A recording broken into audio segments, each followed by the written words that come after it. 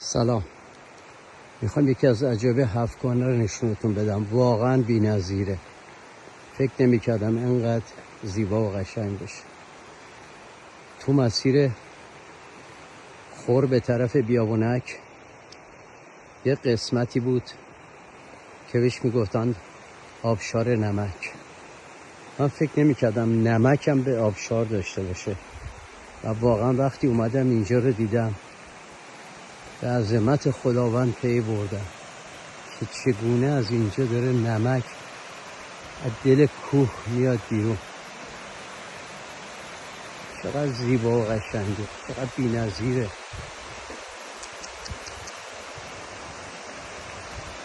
این رودخونه ای از نمک، آب شوری که از اینجا میاد میبرن تصفیه میکنن و پتاس میگیرن ازش.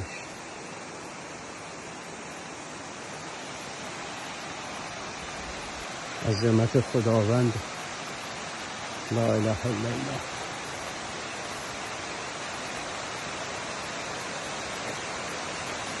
دل بیابون یه همچین کوهی وجود داشته باشه که این همه آب بیاد بیرون، اونم نمک.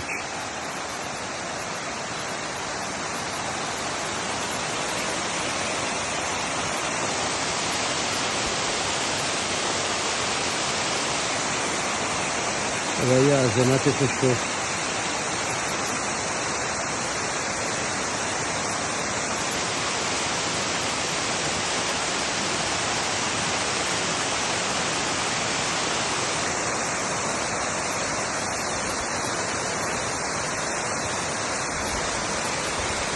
الله اکبر.